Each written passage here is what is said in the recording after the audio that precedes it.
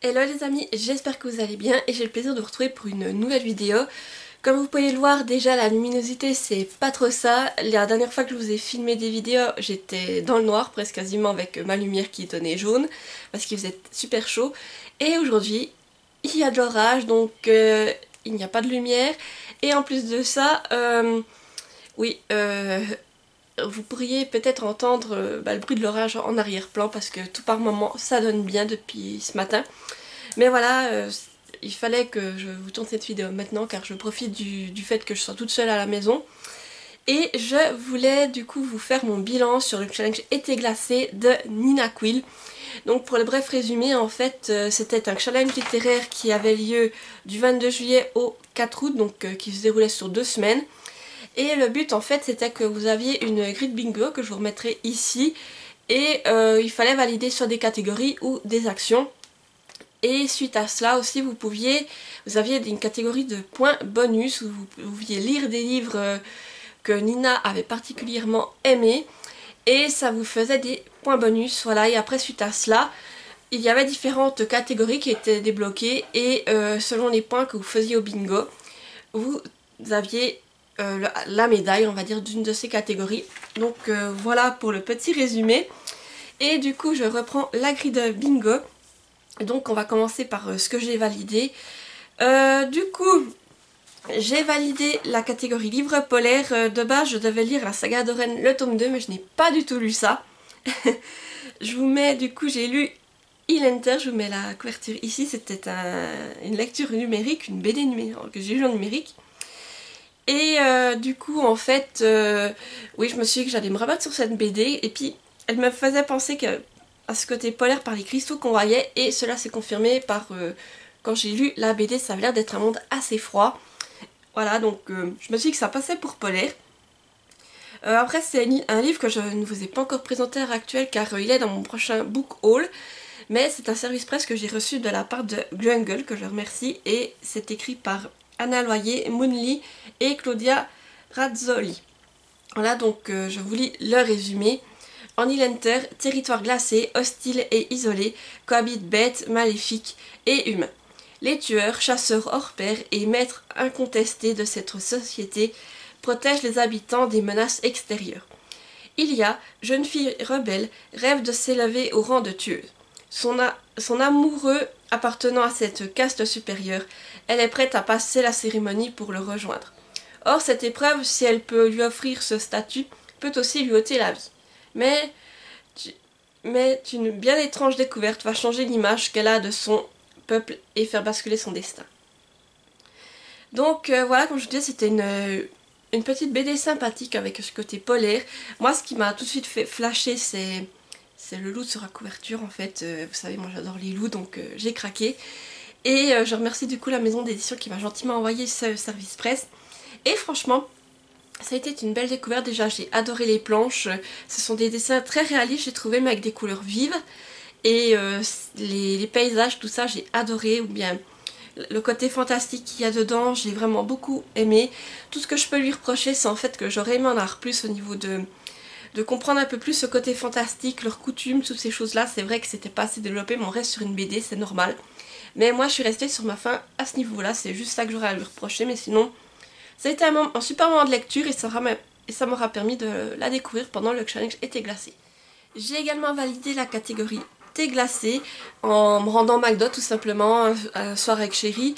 J'ai pris un thé glacé, donc vous pouvez voir la photo ici. Voilà, j'ai pas été très originale, mais c'est vrai qu'à la maison je ne m'en fais pas vraiment avec des glaçons, tout ça, donc je me suis dit que c'était là encore la meilleure occasion pour en boire un. Et sinon, si on poursuit le bingo, j'ai également validé la catégorie, ou plutôt la case animale sur la couve. Donc j'ai lu le premier tome de Lune Ardente. Donc le premier tome c'est Crépuscule. C'est de, comment c'est plus le nom, Morgane Roux. Je sais jamais comment on prononce. Rougraf. Je vous mets la couverture ici car c'était une lecture en numérique. Et c'est aux éditions Plume Blanche. Donc voilà, donc vous voyez bien qu'on a un animal sur la couverture, un lion. Et en plus on est dans un univers où d'un côté il fait très froid qui vénère la lune et de l'autre côté il fait chaud et on vénère le soleil. Voilà, donc là ça passe aussi un peu dans le style Liechtenstein, j'en traité hiver. Et du coup je vous lis la couverture, le résumé c'est peut-être mieux. Depuis la nuit des temps, les sombres lunes et les sons de soleil sont des peuples ennemis. Les premiers adulateurs de la lune vivent en Tsagan, pays de glace et de neige éternelle. Les seconds, adorateurs du soleil, règnent en Ulan, royaume de sable et de luxure.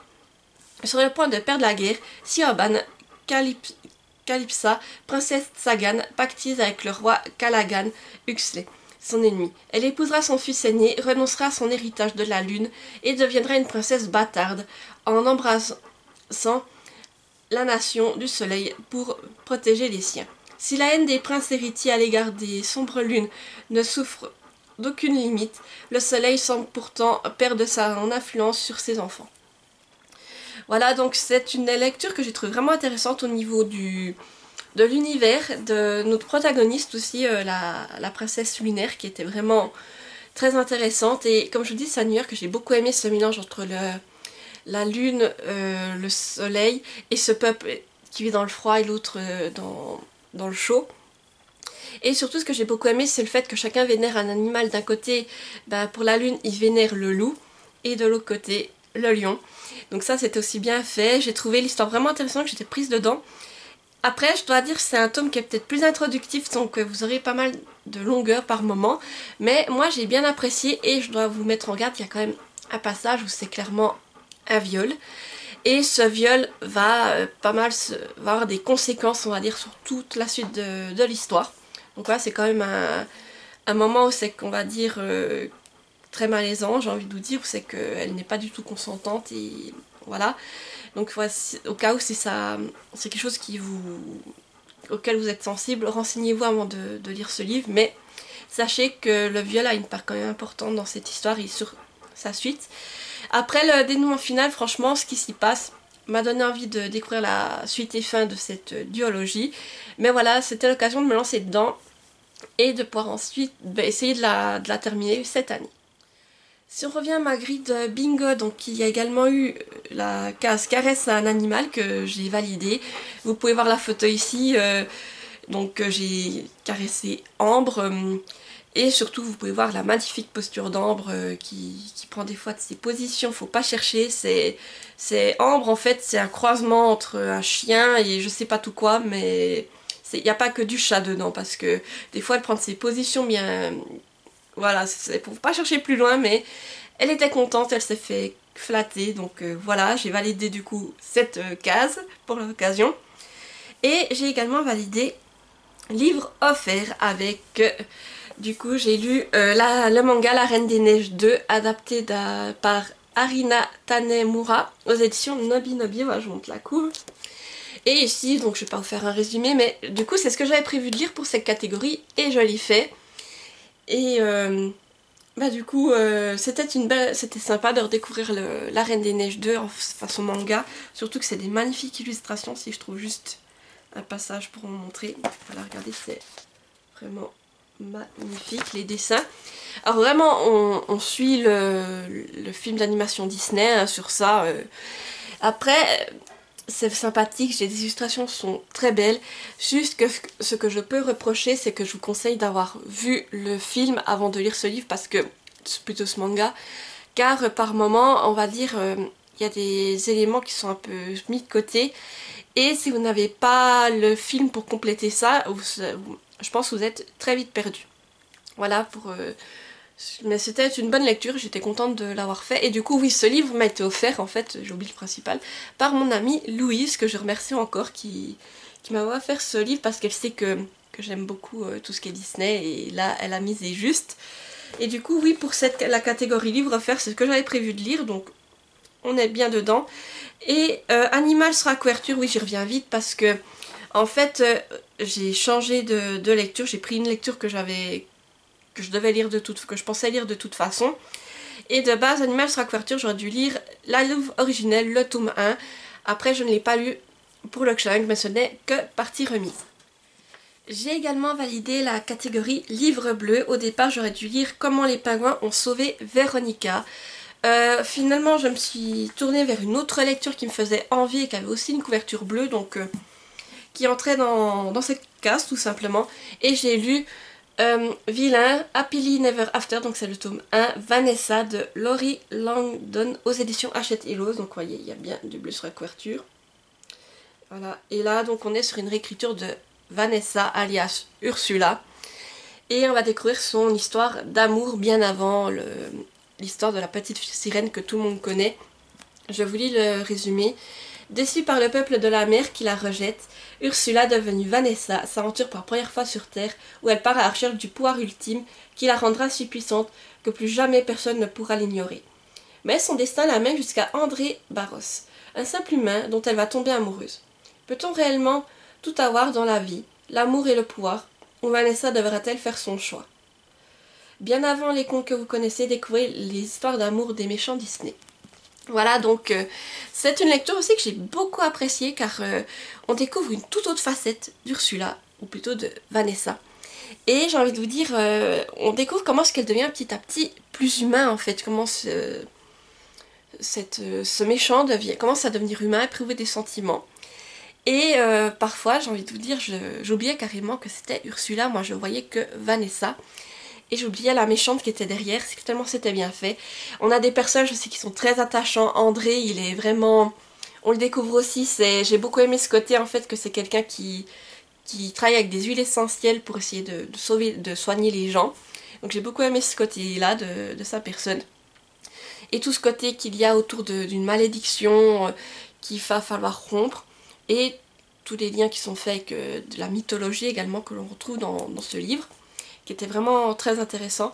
Après, ce que je regrette, c'est peut-être qu'à la fin, je m'attendais peut-être à quelque chose de différent, et ce qu'on a eu, je pensais avoir quelque chose de peut-être plus touchant, plus vraiment qui allait me prendre aux tripes, et ça n'a pas été le cas. Mais sinon, ça a été une très bonne lecture, je me suis régalée. Et là, dans ma page, j'ai encore le tome sur Isma, la méchante dans Cusco, et j'ai hâte de découvrir, d'en apprendre plus sur sa jeunesse et son histoire d'amour également. Mais là, pour Vanessa, ça a été une très belle découverte. Et si vous aimez les méchants Disney et tout ce qui est lié à Disney, que vous avez envie d'avoir des réécritures plus particulièrement sur les méchants, je ne peux que vous recommander cette série. Et il y a aussi, je crois, un tome sur Gaston qui est sorti pour moi, il y en a 3. Mais voilà, c'était une belle découverte et ça m'a permis le challenge m'a permis de valider cette case. J'ai également validé la case moins de 300 pages. Alors au départ ici je devais lire le premier tome de Ice Planet Barbarians, mais là, comme vous en doutez, ce n'est pas ce que j'ai lu. Je me suis aussi rabattue sur une BD. Donc j'ai lu Un sombre manteau de Gem Martin aux éditions Dupuis. Je vous mets la couverture ici car c'était une lecture en numérique. Et donc on est bien sur une lecture de moins de 300 pages car on est sur une BD qui fait 104 pages. Et je vous lis le résumé. Un petit village dans les Pyrénées au milieu du 19e siècle. Mara est une vieille guérisseuse, célibataire, qui vend ses remèdes aux villageois et doit faire face à leur mépris. Son mode de vie rude et isolé est en effet mal vu par un milieu patriarcal et centré sur la famille. Un jour, elle recueille en pleine forêt Serena, jeune fillarde muette, au passé mystérieux. Mara la soigne et lui fait découvrir le métier de guérisseuse et les secrets de la montagne. Mais cette nouvelle venue n'est pas bien vue au village, d'autant plus quand une épidémie éclate, menaçant la vie des habitants et de leurs bêtes. Voilà, donc ici, comme vous pouvez le voir, on est bien sur une bande dessinée qui est, en plus se passe en montagne, donc on avait de la neige, tout ça, donc ça rentrait aussi dans le challenge, j'ai envie de vous dire, dans le côté plutôt hiver. Et du coup, c'est un service presse que j'ai reçu de la part des éditions Dupuis, que je remercie. Et je ne vous l'avais pas encore présenté car justement il sera présenté dans le prochain book haul, donc là aussi vous voyez un peu en avant-première, j'ai envie de vous dire.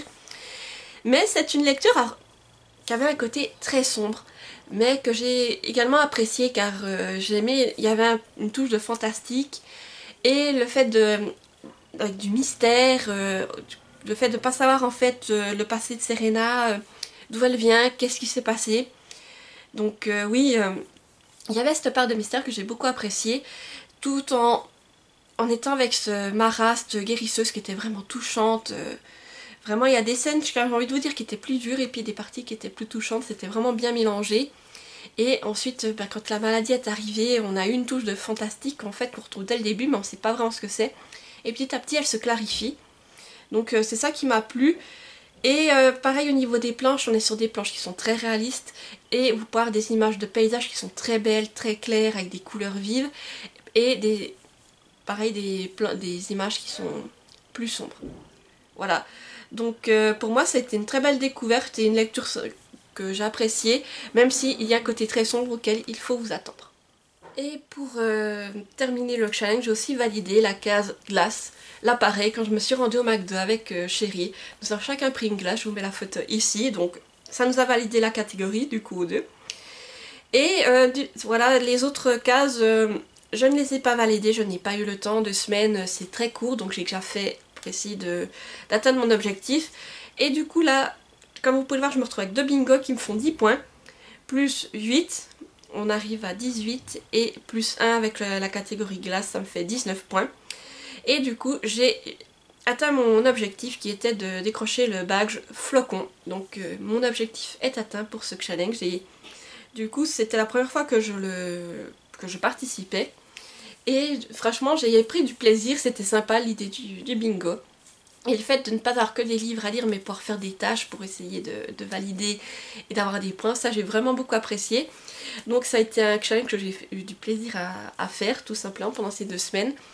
Et je cherchais à chaque fois comment valider une catégorie. Alors après, je vous avoue que moi j'étais déjà partie sur une idée précise, alors j'ai essayé de valider les cases que je pensais. Peut-être qu'entre temps j'aurais porté du blanc ou du bleu ou quand j'aurais pu valider d'autres catégories, mais sûrement je n'y ai pas pensé. Mais en tout cas j'ai pris beaucoup de plaisir à faire ce challenge, je remercie Nina de l'avoir organisé et s'il y a une prochaine édition l'année prochaine, j'y participerai avec plaisir. Voilà, du coup j'espère que ce petit bilan vous aura plu. N'hésitez pas à me dire en commentaire si vous aussi vous avez participé au challenge, si vous avez réussi à atteindre votre objectif. Et sinon, si vous êtes trop timide pour laisser un commentaire, mettez-moi un emoji. Là, comme d'habitude, mettez-moi un emoji flocon en lien avec le challenge. Et tout comme d'habitude, n'hésitez pas à mettre un petit pouce en l'air pour me soutenir, à activer la petite cloche pour ne pas rater mes prochaines vidéos et à vous abonner car ça fait toujours plaisir. Et sur ce, je vous dis à bientôt pour une prochaine vidéo. Bye bye!